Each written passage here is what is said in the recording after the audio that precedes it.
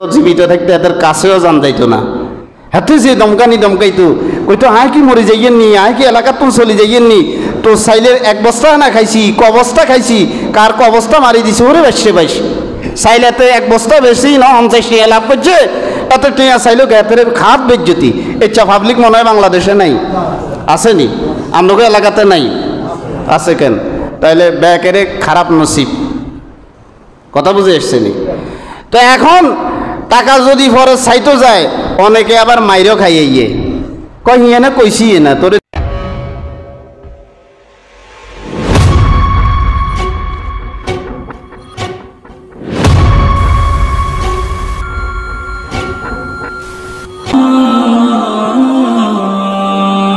বিষয় জানি রাখা দরকার। ঋণ পরিশোধ করা কি জোরে কন, ঋণ পরিশোধ করা কি মাগার অনেকে সুদের উপর টেয়া লইয়া কোরবানি দিব, এরকম বিষয় জানি রাখা দরকার। ঋণ পরিশোধ করা কি জোরে কন, ঋণ পরিশোধ করা কি মাগার অনেকে সুদের উপর টেয়া লইয়া কোরবানি দিব, এরকম পাবলিক আসেনি?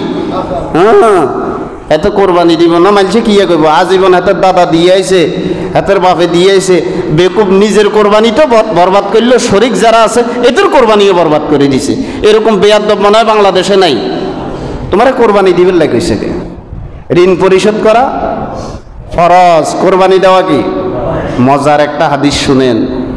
রাসূলুল্লাহ ক্বালা রাসূলুল্লাহ সাল্লাল্লাহু আলাইহি ওয়াসাল্লাম ইউগফারু লিশ-শাহীদিন কুল্লু যামবিন ইল্লা আদ-দাইন, ইউগফারু লিশ-শাহীদিন কুল্লু যামবিন ইল্লা আদ-দাইন।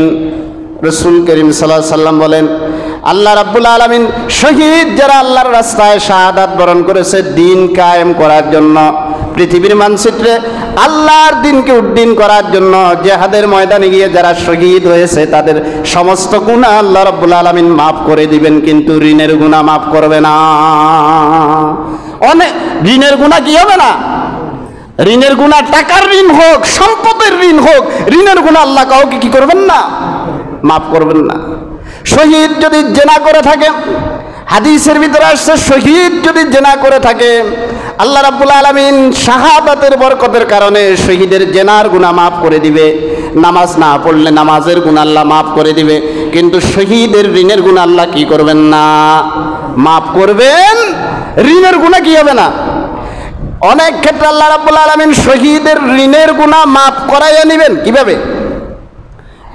একজন শহীদ ঋণ ছিল, সেই ঋণ পরিশোধ না করে আল্লাহর রাস্তায় শহীদ হয়ে গেল, তো রাব্বুল আলামিন হাশরের ময়দানে যিনি ঋণ পাবেন তাকে ডাকবেন, ডেকে বলবেন, আমার গোলাম আমার রাস্তায় দিন কায়েমের জন্য শহীদ হয়ে গিয়েছে, তোমার কাছে তুমি ঋণের টাকা পাইতে, তারে মাফ করে দাও। যেহেতু হাশরের ময়দানে বাপ যেখানে ছেলেকে মাফ করবে না, মা যেখানে সন্তানকে একটা ন্যাক দিবে না, সাধারণ মানুষ তো ঋণের গুনাহ মাফ করার প্রশ্নই আসে না। এজন্য রাব্বুল আলামিন ওই ঋণ যিনি ঋণ পাবেন তাকে ডেকে এনে বলবেন, দেখো তুমি মাফ করবে কিনা। সেই বলবে, না আল্লাহ মাফ করবো না, আমার নেকির দরকার। তো রাব্বুল আলামিন বলবে, দেখো ওই যে পূর্ব দিগন্তে বড় বড় পাহাড়গুলো আছে, 5টা পাহাড় এখানে দাঁড়ানো আছে, তুমি তার কাছে 5,000 টাকা পাইতে আমি 5টা নেকের পাহাড় তোমাকে দিয়ে দিলাম। সুবহানাল্লাহ। তো এখন তুমি নেকের পাহাড় লই যাও, আমি আমার শহীদ রে তোমার এই নেকের পরিবর্তে মাফ করে দিলাম।